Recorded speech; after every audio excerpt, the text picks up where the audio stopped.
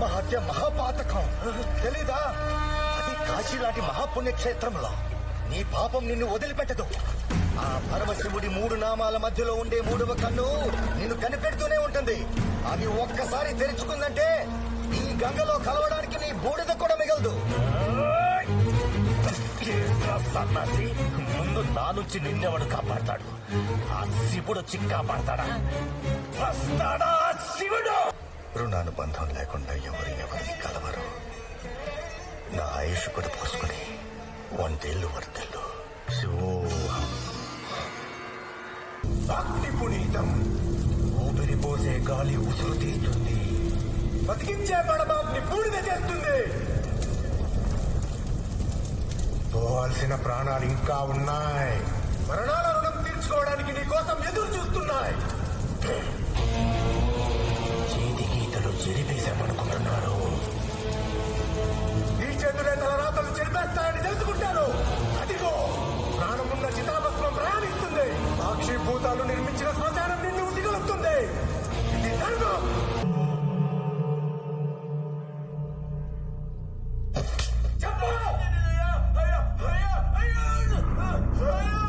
అన్నది తీసుకెళ్ళి అస్థికలు తెచ్చావంటా?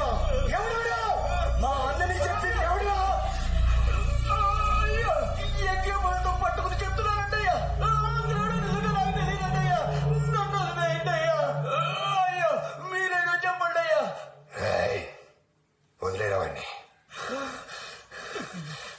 అసలు ఏం జరుగుతోంది? కనిపించకుండా నా వెంట ఏదో పడుతుంది.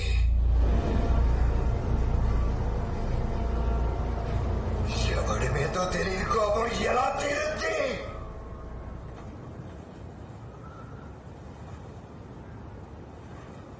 పెద్దోడు పోయి 4 రోజులు కూడా కాలేదురా. అప్పుడే ఇంకో ప్రాణం అంటే ఎలా? మునుస్వామి, గురువు గారి మాట గుర్తుందా? అరిష్టాలు జరుగుతాయని ఎప్పుడో చెప్పారు. విన్లా? ఎక్కడెక్కడి నుంచో అస్థికలు కాశీకి వెళ్తూ ఉంటాయి. కానీ నీ తమ్ముడు అస్థికలు కాశీ నుంచి వచ్చాయి. పెద్దోడి పెద్ద దినం జరిగి నెల తిరగక ముందే చిన్నోడి చిన్న దినం వచ్చింది.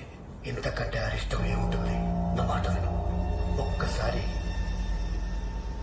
గురువు గారిని కలుద్దాం. వినతగనెవ్వరు చెప్పినా వినినంతనే వేగపడక వివరింపదకును. కనికల్లా నిజము తెలిసిన మనుజుడే పో. నీతిపరుడు మైలో సుమతి.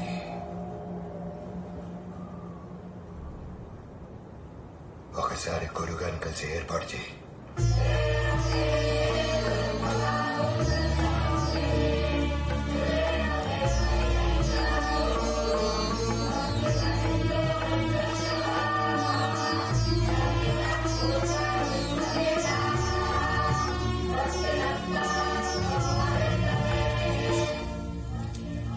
నీ తమ్ముళ్ళిద్దరి జాతకాల్లో స్పష్టంగా ఉంది. వాళ్ళిద్దరి చావు ఒకే జాతకుడి చేతిలో ఉంది. అర్థం కాలేదా? ఇద్దరిని చంపింది ఒక్కడే.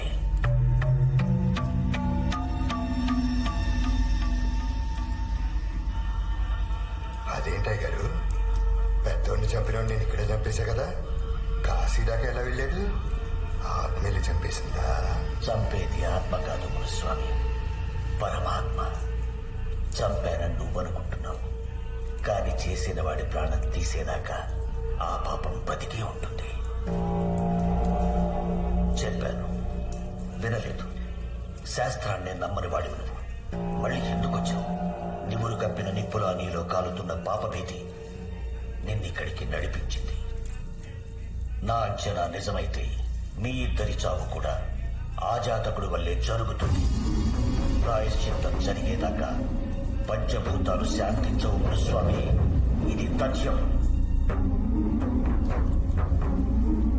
అసలు నిన్ననాలి మొత్తంటే తీసుకొచ్చావు. మునుస్వామి, ఒక్కసారి నా మాట విను. పంచభూతాలకి శాంతి చేయిద్దాం. ఆ మస్తాన్ గడి భార్యను లాక్కురండిరా. అయ్యా, మీ తమ్ముడు గారికి మా ఆయనకి గొడవలు ఉండొచ్చయ్యా, కానీ మీ తమ్ముడు గారిని చంపింది మా ఆయన కాదయ్యా, బచ్చోకి అసలు ఆ రోజు మా ఆయన ఊళ్ళోనే లేడు, దుబాయ్ లో ఉన్నాడు. కావాలంటే పాస్పోర్ట్ చూపిస్తాను.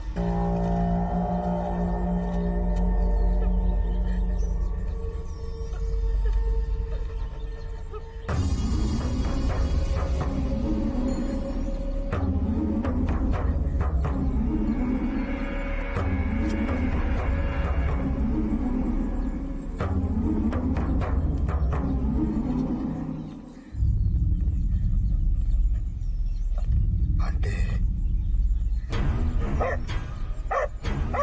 సిద్ధాంతి చెప్పిందే కరెక్టా? పెద్దోని మస్తాన్ చంపలేదా? మరెవడు? పెద్దోన్ని చంపినోడే చిన్నోన్ని చంపాడా? ఎవడాడు? మనిద్దరు కూడా వాడే చంపుతాడా? ఎవడు? ఎవడాడు?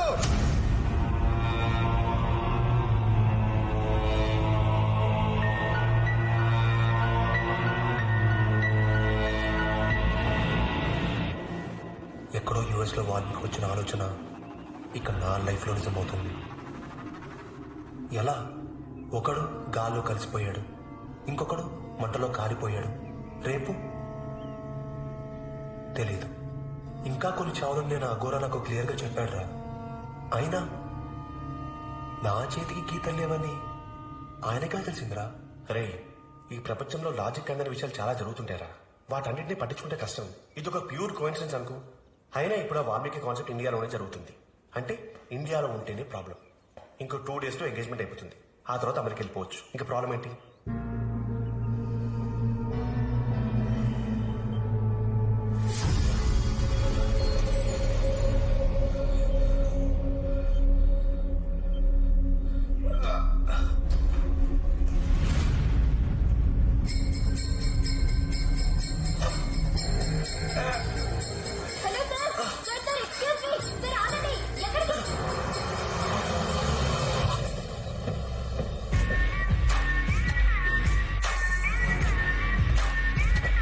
స్వామి గారు వాళ్ళ తమ్ముళ్ళు పోయిన బాధల్లో ఉన్నారు.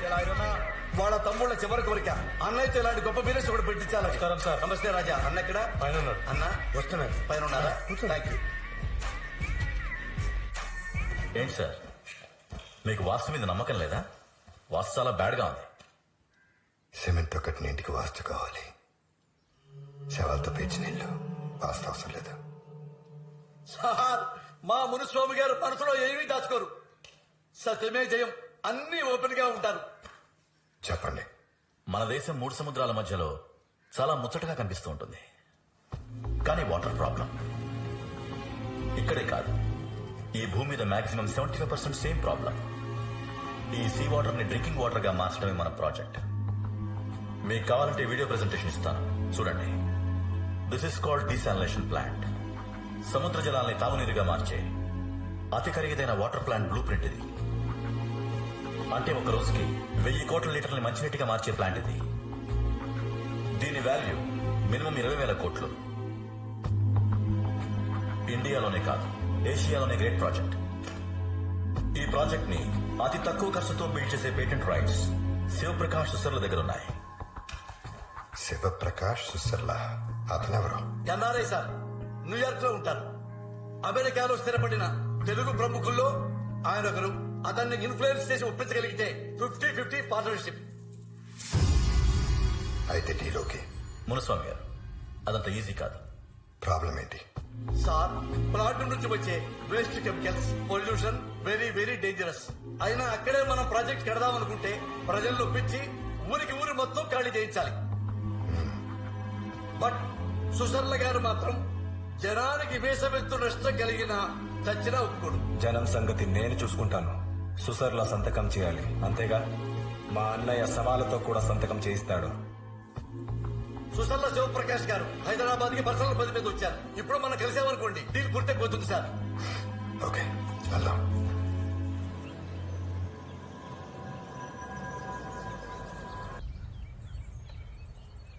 ఎవరి ప్లేస్ కైనా వచ్చినప్పుడు వాళ్ళు కూర్చోమనకుండా కూర్చోకూడదని మీకు తెలీదా? సార్ వర్కౌట్ అవ్వకపోతే ఎటు వైలెంట్ అయిపోతారు. వర్కౌట్ అయ్యేదాకైనా సైలెంట్ గా ఉండండి ప్లీజ్. బాబు లా పుస్తకంలో దిట్టంగా ఉన్నావు. ఎవరు బాబు? సుసర్ల గారు. అయ్యా నమస్కారం. నేను చెప్పానే మా బాస్ సుసర్ల గారు. ఆహా, ఈయన నడిచి వస్తున్న రిజర్వ్ బ్యాంక్ లాగా ఉన్నారు. సార్ తమరికి ఫోన్ లో చెప్పానే, వీరే మురుస్వామి గారు. అయ్యా సుసర్ల గారు. Nice meeting. నమస్కారం. మా అబ్బాయి అండి మురుస్వామి గారు. కూర్చోండి సార్. నమస్తే.